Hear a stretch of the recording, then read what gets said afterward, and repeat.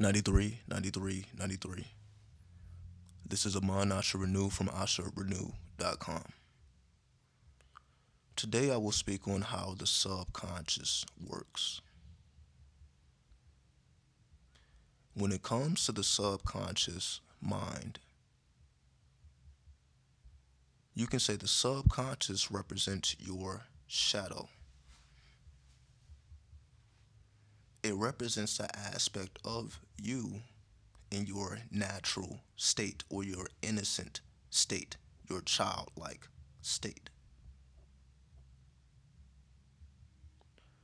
So, in other words, we understand that we have a ego, which has been developed based on how the world works, what is acceptable and what is not acceptable. We all essentially know how to behave when we are navigating the world. We know how to act in a civilized fashion. However, with the subconscious mind, it's basically like dealing with a child in the sense of a child has to be taught how to behave, especially in places where you're supposed to be quiet. A child may not automatically know that. See, we know as adults, if you enter into a courtroom or if you enter into a library, this is a time to exercise silence. Or at least when you speak quietly, like a whisper. However, a child will walk into a library like it's a playground until they are told otherwise. And once they know, then they begin to operate from that knowingness. But prior to them being told, it made no difference to them whether they were at a playground or a library or a courthouse because that's just the state of mind of being innocent, of not having an ego. So the subconscious essentially has no ego. We can compare it to like a dog. The reason they call dogs a man's best friend, because dogs, you can say, operate on the lunar currency, which is the moon, which controls the subconscious. So that's why dogs, you can say, are so emotional and have so much energy because they are ruled by the subconscious. They really don't have a ego. That's why they are so willing to be there at your every beckoning call because they don't have an ego to get in the way of. Maybe I don't really feel like doing this today. I'm not gonna really do that or do this. For a dog, when it's time to go out and play, they're gonna go out and play. Like to them, again, just like a child, they're gonna be a dog whether they're in a library, whether they're in a courtroom, anywhere they are, they're going to behave and operate as a dog, operating from the subconscious. It's not until they are taught or trained otherwise that they will behave differently.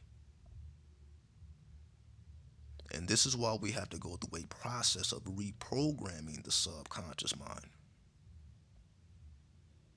See, you don't have to reprogram, you can say, your ego. Your ego knows how to adapt. However, when it comes to the subconscious, it's more fixed.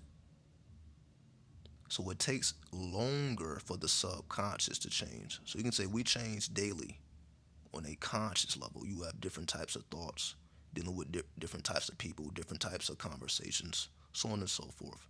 Those things change daily.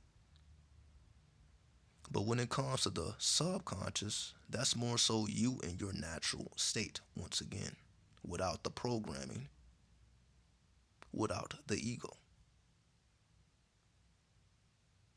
So if you are a Virgo, for example, your subconscious would be like a natural Virgo without the ego.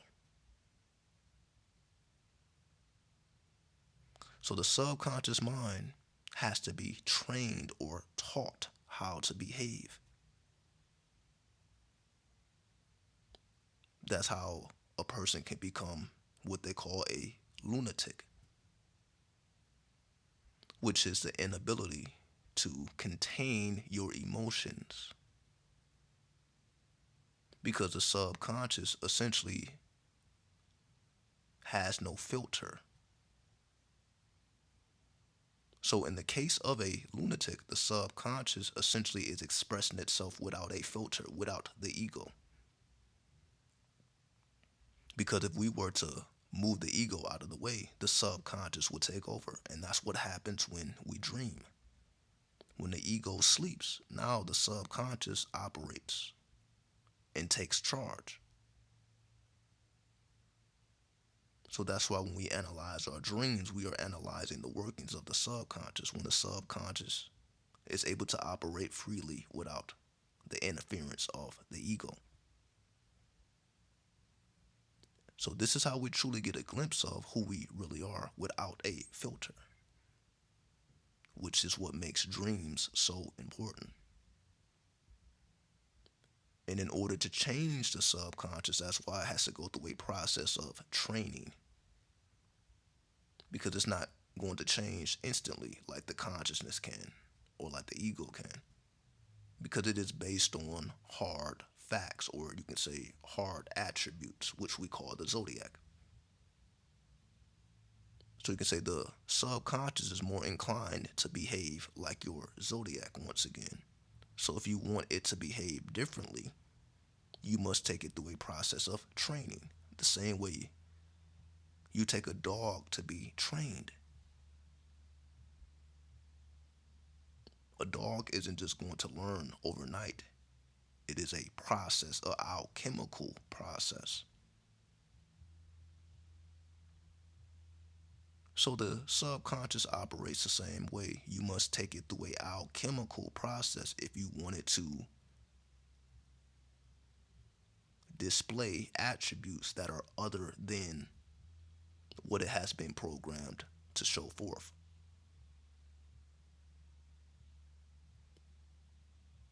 So you can say the subconscious represents the good, bad, and ugly of a particular zodiac sign.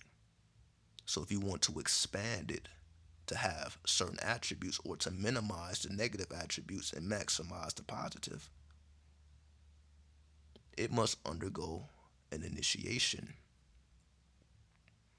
And that's why we use our dreams to initiate ourselves into certain levels of alchemy.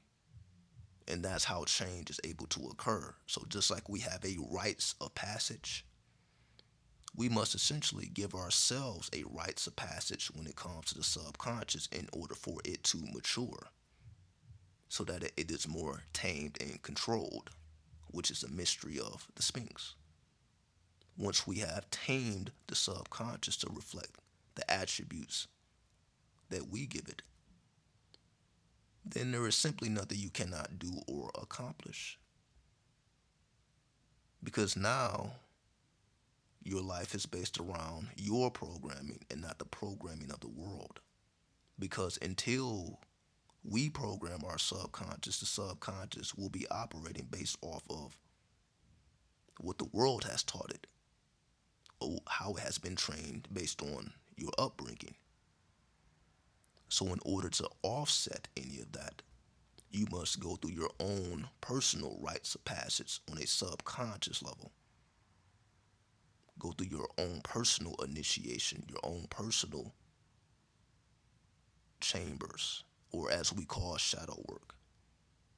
The purpose of doing shadow work is to transform stagnant energy that no longer suits you in exchange for energy that will suit you. And the only way to do that is through rites of passage. And with that, I bear peace. 93.